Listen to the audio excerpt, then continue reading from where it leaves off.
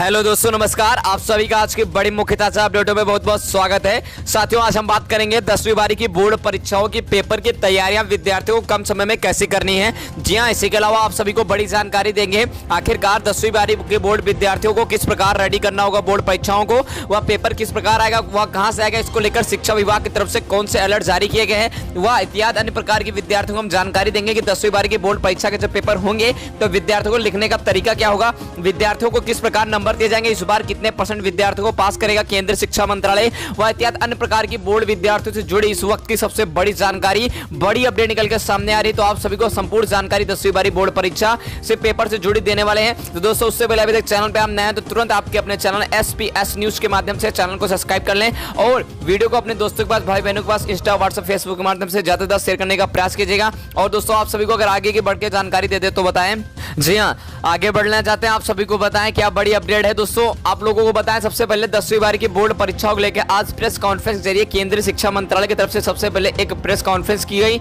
वह बड़ी बैठक में कुछ बड़े विचारों पर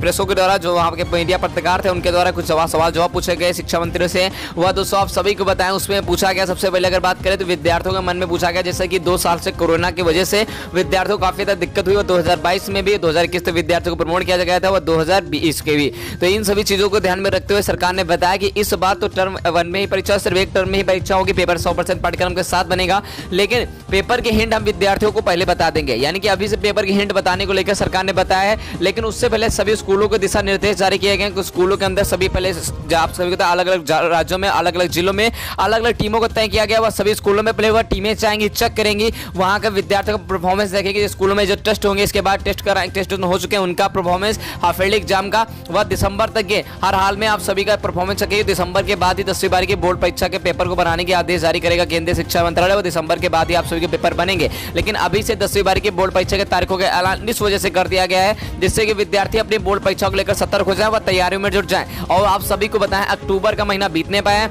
वह अक्टूबर में शायद आप सभी का हाफ ईयरली एग्जाम आयोजित कराया जाए, वह दोस्तों कुछ स्कूलों में चल भी रहे हैं। नवंबर, दिसंबर, जनवरी, जी आप सकते हैं 20 जनवरी तक आप सभी को प्री बोर्ड परीक्षाओं को भी कंप्लीट कराने के आदेश दिए गए हैं। यानी कि आप सभी को अक्टूबर के महीने में हर हाल हाफ ईयरली एग्जाम, फिर नवंबर, दिसंबर आप सभी को दिसंबर में टेस्ट होंगे, फिर तुरंत आप सभी के प्री बोर्ड परीक्षाओं को दिसंबर के महीने में या फिर आप सभी के जनवरी के महीने में हर हाल आयोजित करके चालू करा लीजिए जाएगा। वह 20 जनवरी तक जितना % पाठ्यक्रम पूरा होगा उतने के % के साथ ही पेपर बनेंगे, अलग अलग जिलों, अलग अलग राज्यों के मुताबिक। इसके बाद में आप सभी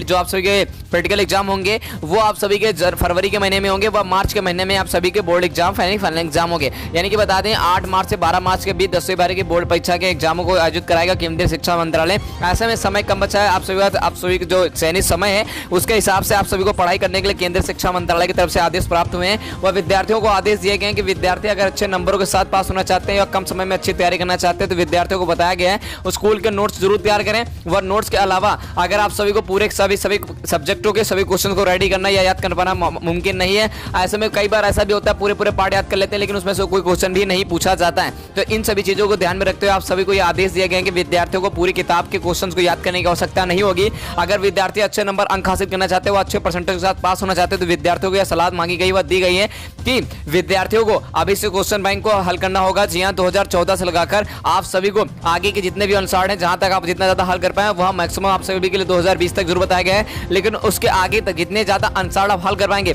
उतने ही अच्छे अंकों के साथ पास होंगे। वह सरकार ने बताया कि विद्यार्थियों का जितना भी पेपर बनाया जाएगा वो 99% आप सभी का जो पिछले 5 सालों के हिसाब से जो ब्यौरा निकालेगा, पिछले 10 सालों से अगर कह दे तो अनसॉर्ट क्वेश्चन बैंक से ही है। वह क्वेश्चन बैंक केंद्रीय शिक्षा मंत्रालय की तरफ से इस वजह से तैयार कराई जाती है जिससे कम समय सीमा में विद्यार्थियों को अच्छी परफॉर्मेंस देने के लिए तैयार कराया जा सके। वह विद्यार्थियों को पूरे किताब के क्वेश्चन याद करने के बजाय आप सभी को सटीक क्वेश्चन रेडी कराया जा सके। ऐसे में एक साल में 7 सेट होते हैं, तो दोस्तों अलग अलग सब्जेक्टों के अलग अलग सेटों को अगर आप रोज हल करते हैं तो अभी से आप तैयारी करने लेते हैं, तो आप सभी का कम से कम अगर अनसॉर्ट तैयार कर लेते हैं तो दोस्तों अगर अनसॉर्ट के 2020 तक की अगर सारे सेटों को आप हल कर लेते हैं तो कम से कम आप पेपर का अगर बात करें पाठ्यक्रम की तो 95% तक पाठ्यक्रम को आप रेडी कर लेंगे, वह सटीक क्वेश्चंस को आप रेडी कर लेंगे। यह सबसे बड़ा प्लस पॉइंट आप सभी के लिए होगा। तो इसके अलावा सरकार ने यह भी बड़ी जानकारी को प्रसारित किया है कि विद्यार्थी अभी से तैयारियों में जुट जाए, समय सीमा कम बची है, आप सभी का समय समय पर टेस्ट होते रहेंगे, वह उसका ब्यौरा सरकार के पास जाता रहेगा। वहीं कापियों का मूल्यांकन के कार्य के दौरान सरकार ने बताया कि विद्यार्थियों को जो कापी मूल्यांकन होगी, तो बताया कि विद्यार्थियों का कापी मूल्यांकन जब सरकार कराएगी तो विद्यार्थी अगर किसी भी सब्जेक्ट में कुछ नंबरों से इसके बावजूद भी फेल हो रहा होगा